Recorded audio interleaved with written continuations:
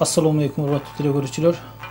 Biz бүгүн сиздерге социалисттик эмгектин эки жолку баатыры өз кезегинде ошол жогорку бийлик кызматтарын иштеп, бүгүнкү күндө элибиздин нускалуу аксакалдарынын бири катары элге журтка акыл насаатын айтып, өз балдарына, өз жакындарына нуска көргөзүп келаткан Таштенбек ажы Акматов менен маектешүү аркылуу мүмкүнчүлүктүн жетишинче ушул сиздерге акыл эс, бийиктиктин, адамгерчиликтин, ыйман адептин бир нарк насилети жөнүндө сөз кылалы деп жатабыз.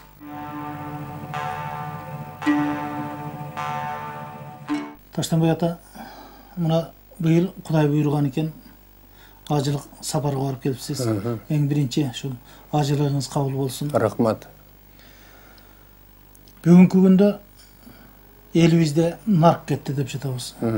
Элибизден бир нуска качып баратат деп жатабыз. Ошол эле учурда пейил кетти деген бир жүрөктү өйгөн көп маселелер болуп жатат. Мусулманчылыктын 5 парзынын бири болгон ажылык сапарга барып келгенден кийин өзүңүз жүрөгүңүзгө эмне топук, эмне нарк насилди түйүп келдиңиз, сөздү ушундан баштасак. Жакшы болот. Мына биз ушу сапар мусулман баласына эң ыйык парз болгон ушул ажылык сапарга аттанып барып келдик. Эми ушундан мага бир элес калганын сиздерге баян этейин. Мына мен деле көп эле мамлекетке, көп эле жерге барып кыдырып көрдүк эле. Андан алардын кээ бир жагдайларын түшүнүп акылдаштык эле. Маселен мен айтайын дегеним, кээ бир мамлекеттерде көп жыл бою башкарган бар. Кээ бир мамлекеттерде атасынан баласына калып калган башкаруулар бар. Ошондой башкаруулар болсо дагы, ошолордун жазган китеби болсо дагы, бул өңдөнүп мындай жалпы элге тарбия берип, нуска бере турган жана ушунчалык калктын башын бириктире турган жерди мен көрө алганым жок. Экинчи иретте качан биз Каабаны тегеренип жатканда эмне тилек тилесеңер, жана Арапат тоосунда эмнени тилек тилесеңер дагы ошону Кудай берет дегенден эң биринчи ушул элиме ыйман берсе экен, элиме тынчтык берсе экен, элиме бир жакшылыкты берсе экен деп, ошондо да биздин оюмда баардыгын ушул тилекти кошо тиледим.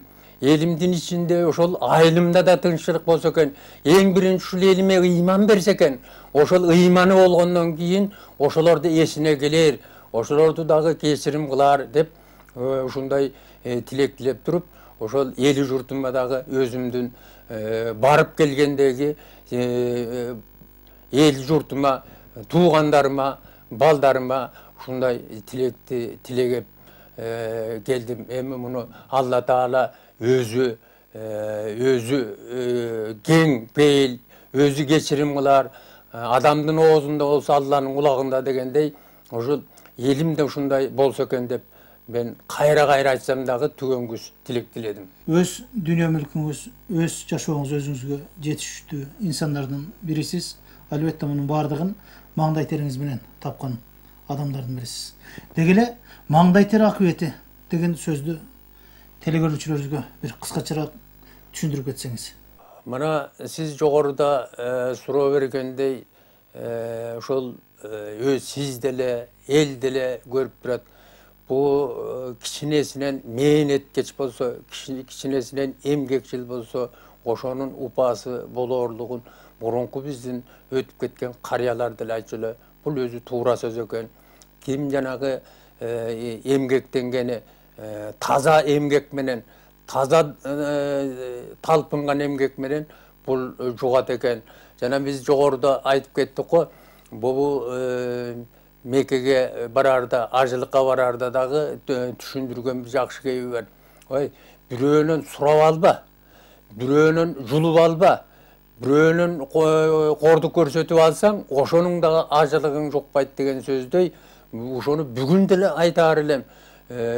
Адал мээнет болбой, бирөөнө көз артып, Büröөнүн алганына болбосо тетиги байып кетиптирди деп тиге буга көз салып, ошондон улам мен байысам экен деп умтулган менен ушул сапар мен да билдим, эгерде канча дүйнө жыйнасаң дагы а дүйнөгө кеткенде чымындын канатынчалык упаасы жок, ошол адал эмгек упаа болот деген сөздү кайра айтса дагы элиме жетсе туура деп ойлоор элем. Сиздин сыймыктуу сыйлыктарыңыздын арасында отурабыз. Бүгүнкү күндө биздин жалпы кыргыз эли оңолуп, өсүп, өнүгүп кетиш үчүн сиз ушул эмнени сунуш кылар элеңиз? Бул абдан терең суроо да. Мына бул жөнөкөй калк кайра тартып оңолуп калды.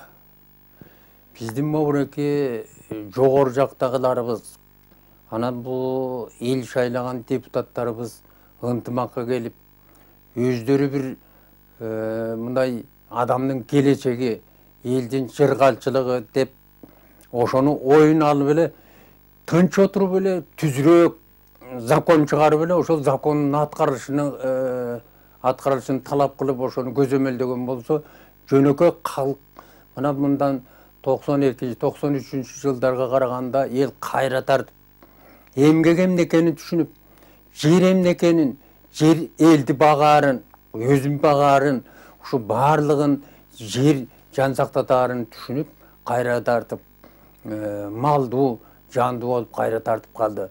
Ошондуктан элдин эң биринчи эле тынчтыгы менен биримдигин, ынтымагын айтаар элем. Биздин көпчүлүк учурда эртеңибиз бүдөгүнүп жатат. Эртеңибиз бир ушул чоң бир глобалдашкан чоң саясаттын бир толкунунда бир чарпындыга айланып калабызбы деген коркунучтар элдин жүрөгүндө турат. Бүгүнкү күндө дилибизди эмес, тилибизди дагы жоготобуз деген бир коркунучтар турат. Ошого өзүңүздүн оюңуз кандай? Эң биринчи элдин жанагы пээли жөнүндө айтмакчымын. Мына биз согуш убагында ошондо торолуп калган бала элек. Бирөө бир кой сойсо, ошону жалп бөлүп, шыйрагын, бөйрөгүн, ошону куйкулап, ошол балдар дагы өзүбүз ыраазы болуп калаар элек. Азыр ким эмне кылса эле пээли тарып баратат. Бирөөнү жакшылык кылайын деген ой аз. Бирөөнүн мындай бир үйүнө кирип, мамырап, самырап кетейин деген ой аз. Ошондуктан мен айтаар элем, эң биринчи пейилди оңдой турган болсок, Кудай да берер. Биз Меккеде жүргөндө жер титиреди деп жатабыз. Ошол жер титирегенде да алда канча нерсе биз оюбузга келди. Өткөндөгү жаңы аралдарда кокустук болуп кетсе эмне болот? Элибиздин пейили оңолсо экен деп, жана жогору жакта ыйлам сурап, тилек тиледим дегенди негизи ошол болду. Ушул өңдөнүп, асманданбы, жерденби ушундай бир аламатын бербесе экен деп, эл пээлин оңдосо экен деген тилекти айтаар элем. Мына сиз жакшы суроо бердиңиз тил жөнүндө. Мен ушунда айтмакчы элем, качан мен жогорку кеңештин төрагасы болуп турганда, ушул тил жөнүндө указды мен чыгардым эле.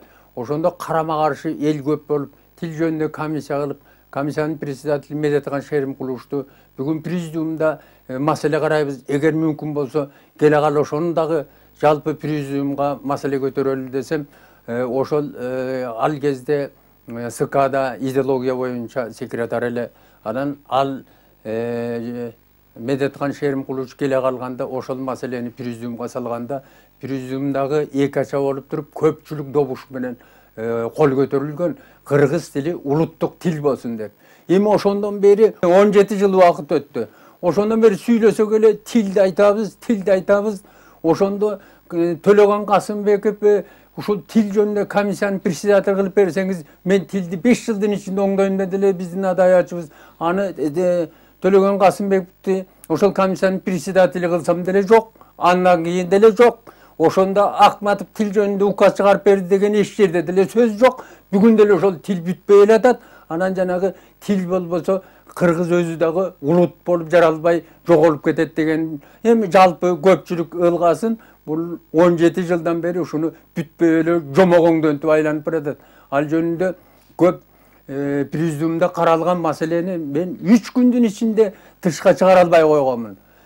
Себеби менин замым Гусев буну Sıkanın büyresinde karalgan emes. Oşolduktan Akmatov uşunu götörüp çıktı degende söz bolgan. Oşonda Masaliyevke kat yüzünde arız yazgan boluşu. Bu tuğra emes masaleni koyup kaldık dep. Al emi men oşonda tigi Sıkanın ikinci sekretari çepelip boluşu. Anan keyin oşol büyrödө karap көргүлө dese, alardan ıranıp tildi jakşı çeşpeye koygonda 3 günden keyin başımdan salıp salsın dep gazetага oşol pürüzdүн ras götörüp çıkıp, kol götörüp anıktagandan keyin 3 günden keyin gazetага çıkarıp жибердик. Elдин баары эле көтөрүлүп чыккан. Андан 3 günden keyin Абсамат Масалич айтат, таштамак баш туура эле маселе кылыптырбыз деп. Анан ошондон бери эле туура маселе бүгүнкү чейин эле бөгөт болуп атат.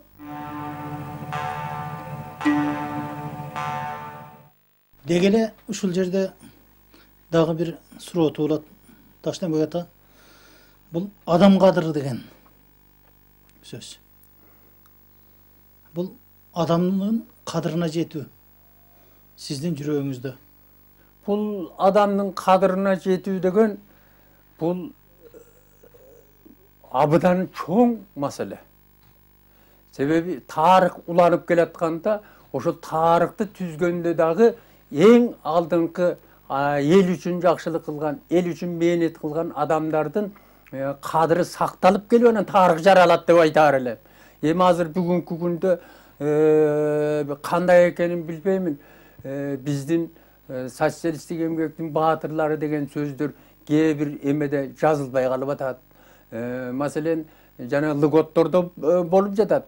Ал эми ата мекендик согуштун катышуучусу, анан кыргыз элинин баатыры деп, мына эгер калп болсо, Бобрек аэропорттогу жазган визиткаларды окуп көрүңүзчү, социалисттик эмгектин баатыры деген сөзү калып атат. А биз 70 жылдын ичинде мээнет кылган эл бар да.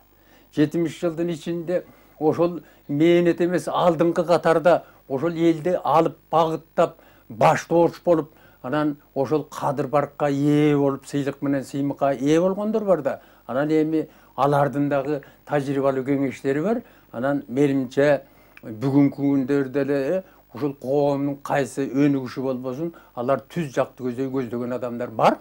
Мына ошол адамдын кадыры дегендин да бир мисал келтире кетейин. Адамдын тирүү кезиндеги кадыры, анын ким экени, анын канча даражада кадыры бар экендигин кадырлуу адамдарды тебелеп тепсеңиз келебиз деле, анын кадырын байкабастан өтүп кетебиз дагы. Көз өткөндөн кийин мыкты киши эле, жакшы киши эле деп, мынакей секретарь болгон Разаков жөнүндө айтып кетип атабыз. Мынакей Абсамат Масалиев Бобуреки канча мээнет кылды, канча эмгек кылды, канча айыл чарбасына элге болгон эмени көтөрүп чыгып мээнет кылды эле, өлгөндөн кийин баатыр берип койдук деп мактанып калабыз. Бунун көзү тирүүсүндө, ошонун адам тирүүсүндө ошонун мээнетин көрүп калгандагы жакшы болот беле деп ойлоп өзүм ушул жакшы адамдардын кадыры тирүүсүндө дагы бааланып, эл адырынан кадырланып жүрсө, коом үчүн деле, элдин ыгына келтиргенде деле ошол сөзгө, эпке, эмге келтирет го деп айтар элем.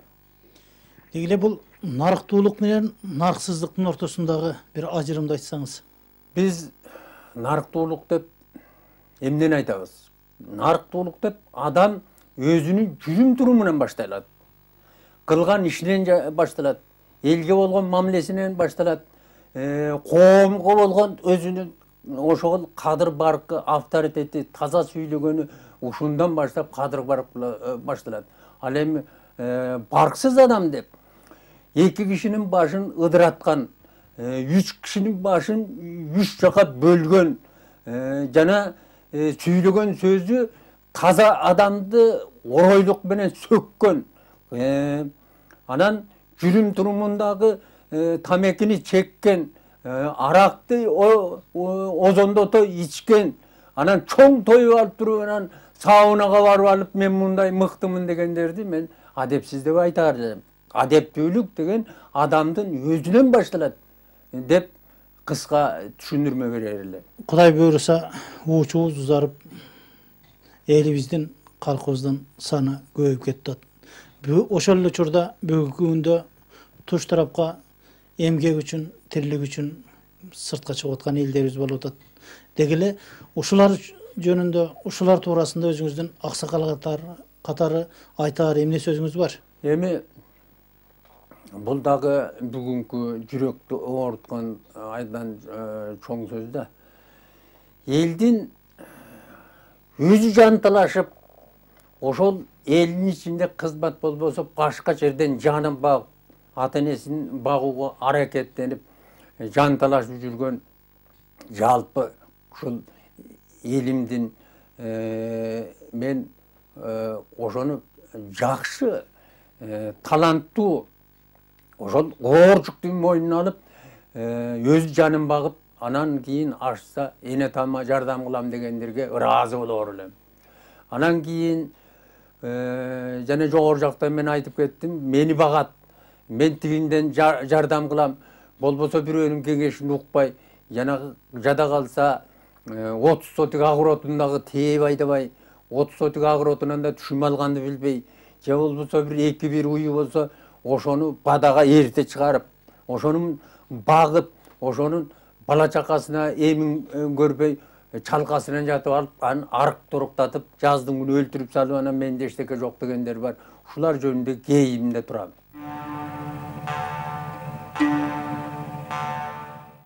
Бүгүнкү элге, журтума кайрылып ачык айтып кетерим. Эң биринчи адамда ыйман болсо, ыйманым менен өтсөм экен деп илгери карыялар дагы тилечү эле ошондой ыйман болсо, бул ыйманы бар адамда көп нерселер ошол ыйманга туура келет экен. Элимдин эң негизгиси ынтымагы болсо. Мына азыр түштүк, түндүк деген сөздөн алыс болуп эле мен кыргызмын деп, кыргыз элимин деп, ушул Кыргызстаным деп, кыргыз элимдин келечеги деп, ошого биримдикке, ынтымакка менен эл алдыда турган өмүрлөрүн өтөсө деп ойлоор элем. Анын ичинде мынакей бүгүнкү жаштарымдын келечекте ушул Кыргызстандын ээси болууга, келечекте ушул Кыргызстанды түз алып кетүүгө, мынакей жакынкы эле кошуна Казакстаныбыз эң алдыңкы өлкөлөрдүн катарында болуп 8-орунда дейт. Биздин жаштар дагы ошондой акылдуу жаштар болуп, эки жакка жанагы чыгып эмгек кылганы бар, эки жактан окуганы бар. Мына ушул өңдү окуп келип туруп Кыргызстандын элим, жерим деп коргоп, 1 чарчы метр жердин өзү канча нерсе менен баалана тургандыгын билип, бул жерин сатпай турган, элин сатпай турган жаштардан боло туруп, тарбияланып туруп, биздин келечегибизди, кыргыздын атын, ошонун ким экендигин, улут экендигин, качандан бери кылымдан алып келген улут экендигин ушул жаштарымдагы тарбиялык, маданияттуулук, жакшы сапаттар менен элимдин ээси болсо экен деген тилекти айтмакчымын. Таштанбек ата, ушул сиздин адамдык нарк насилде айткан азыркы айткан каалоо тилектериңиз жалпы теле көрүүчүлөрүбүзгө, жалпы эли журтубузга жуксун. Ушул айткан сөзүңүз эм болсун демекчибиз. Урматтуу теле көрүүчүлөр, биз менен бүгүн ушул маектөрдө социалисттик эмгектин 2 жолку баатыры Таштанбек ажы Акматов атабыз болду. Кийинки жакшылыктардан, кийинки көрсөтүүлөрдөн амандашканча саламатта калыңыздар.